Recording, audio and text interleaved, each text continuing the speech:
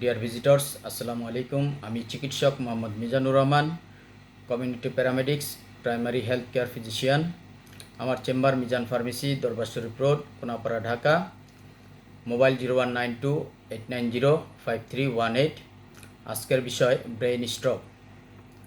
যারা আমার চ্যানেলটি সাবস্ক্রাইব করেননি, প্লিজ সাবস্ক্রাইব করুন এবং পাশে থাকা বেল বাটনটি চেপে দিন যাতে পরবর্তী ভিডিওটি আপনি পেয়ে যান, এবং একটি লাইক দিন ও একটি শেয়ার দিন যাতে অন্যরাও এর থেকে উপকৃত হয়। চলুন আলোচনায় যাই।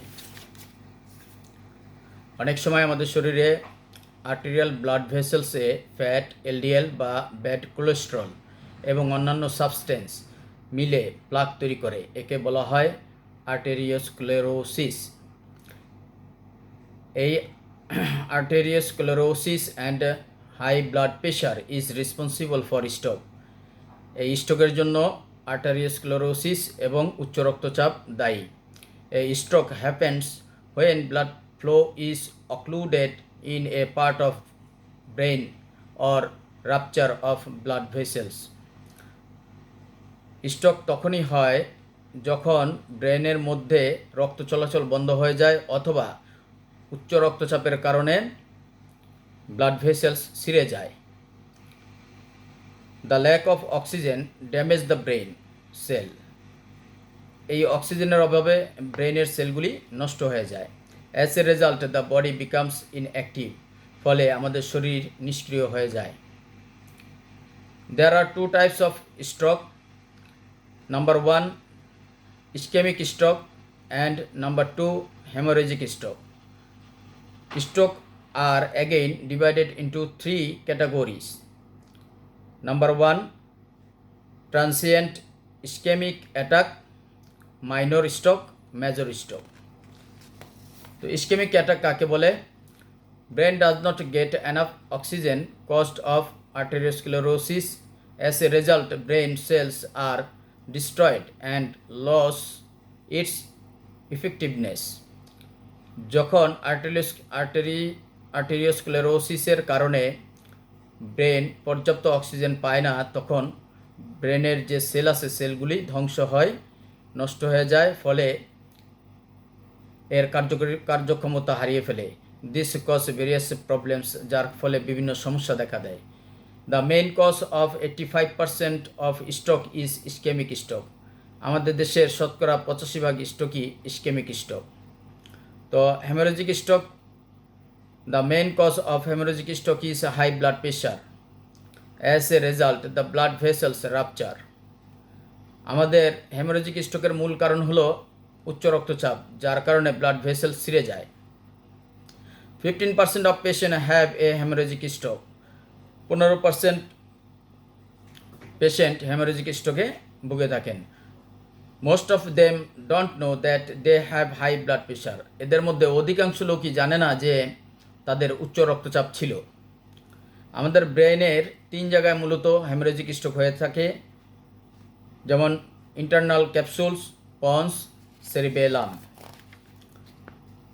রিস্ক ফ্যাক্টর, কারা এই স্ট্রোকে আক্রান্ত হওয়ার ঝুঁকি বেশি?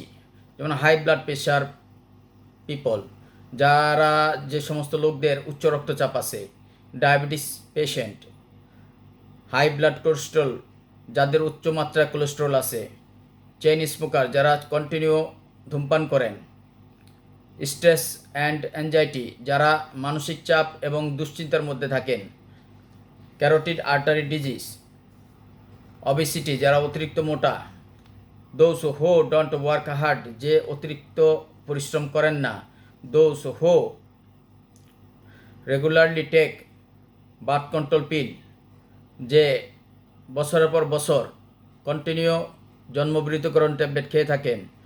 If hereditary there is a tendency to stroke, বংশগতভাবে যদি স্ট্রোকের প্রবণতা থাকে তো তাদের ক্ষেত্রে স্ট্রোকের সম্ভাবনা বেশি। সবচেয়ে বড় কথা হলো স্ট্রোকের পূর্বে TIA বা ট্রান্সিয়েন্ট ইসকেমিক অ্যাটাকের লক্ষণ পাওয়া যায়। Going to the doctor as soon as you see the symptom TIA will save you from stroke. TIA লক্ষণ দেখা মাত্র ডাক্তারের কাছে গেলে আপনি স্ট্রোক থেকে রক্ষা পাবেন। TIA minor stroke and major stroke বলতে আমরা কি বুঝি? TIA মানে ট্রানজিয়েন্ট ইসকেমিক অ্যাটাক। এতে 24 ঘন্টার কম সময়ের জন্য স্ট্রোকের লক্ষণ দেখা যায় এবং ভালো হয়ে যায়। একে TIA বা ট্রানজিয়েন্ট ইসকেমিক অ্যাটাক বলা হয়। মাইনর স্ট্রোক বলতে আমরা বুঝি স্ট্রোকের লক্ষণগুলো দেখা দেওয়ার 1 থেকে 2 সপ্তাহের মধ্যে ভালো হয়ে যায়, তাকে মাইনর স্ট্রোক বলা হয়। মেজর স্ট্রোক কাকে বলে? এতে স্ট্রোকের সম্পূর্ণ লক্ষণ দেখা দেয় এবং ভালো হতে 6 মাস থেকে 1 বছর সময় লাগে। কারো কারো ক্ষেত্রে এটা ভালো নাও হতে পারে, তাকে মেজর স্ট্রোক বলা হয়। তো এখন স্ট্রোকের সাইন সিমটমগুলি কি কি সেগুলি আমরা জানব। সাইন সিমটমের মধ্যে যেমন ডিজিনেস, মাথা ঘুরানো, এটা একটা সাইন সিমটমের মধ্যে অন্যতম। A sudden and severe headache that have never happened before it. মারাত্মক মাথা ব্যথা এবং হঠাৎ মাথা ব্যথা, এত তীব্র মাথা ব্যথা যা সে পূর্বে কখনো অনুভব করেনি। Feel weak arms and legs as a result problem with balance and coordination. তার হাত এবং পা দুর্বল অনুভব করে, যার ফলে সে নিয়ন্ত্রণ ও সমন্বয় করতে পারে না, হাঁটতে তার সমস্যা হয়। Difficulty to understand what others are saying, অন্যেরা কি বলছে তা তার বুঝতে অসুবিধা হয়। Usually one side of the mouth is tilted or dropping, সাধারণত মুখের যে কোনো এক পাশ তা ঢলে পড়ে বা বেঁকে যায়। Speech difficulties or slurring speech, কথা বলতে তার কষ্ট হয় অথবা তার অস্পষ্ট কথা বলে। It is difficulty to raise the hand or leg for him, তার পক্ষে হাত এবং পা জাগানো বা উঠানো কষ্টকর হয়ে যায়। সাডেন লস অফ ভিশন, হঠাৎ সে চোখে অন্ধকার দেখে। ডিফিকাল্টি সোলোয়িং ফুড, তার খাবার গিলতে অসুবিধা হয়।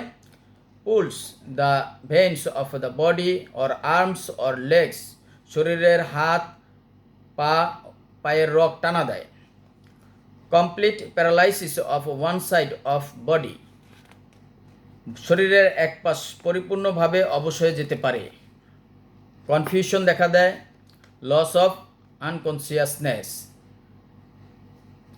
As soon as you see all these symptoms, take him to the hospital and see a neurologist doctor for better management. আপনি এই সমস্ত লক্ষণগুলি দেখা মাত্রই রোগীকে হাসপাতালে নিয়ে যাবেন এবং ভালো একজন চিকিৎসকের সাথে চিকিৎসক দেখাবেন যাতে তার জন্য ভালো চিকিৎসা হয়। Take medicine as directed by the doctors, ডাক্তারের নির্দেশ মতো ওষুধ খাবেন। Stroke is best treated with regular medication, physiotherapy and speech therapy. আপনার ফিজিওথেরাপি, নিয়মিত ঔষধ, ফিজিওথেরাপি এবং স্পিচ থেরাপির মাধ্যমে অধিকাংশ স্ট্রোকের রোগী সুস্থ হয়ে যান। সাম সাজেশন ফর এভরিওয়ান, সকলের জন্য কিছু পরামর্শ, সেটা হলো চেক ব্লাড প্রেশার রেগুলারলি, আপনারা নিয়মিত ব্লাড প্রেশার চেক করবেন। কন্ট্রোল হাইপারটেনশন অ্যান্ড ডায়াবেটিক্স, উচ্চ রক্তচাপ এবং ডায়াবেটিক্স নিয়ন্ত্রণে রাখবেন।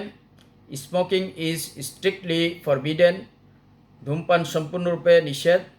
Blood fat and cholesterol should be kept normal, আপনার রক্তের চর্বি এবং কোলেস্ট্রল নর্মাল পজিশনে রাখতে হবে।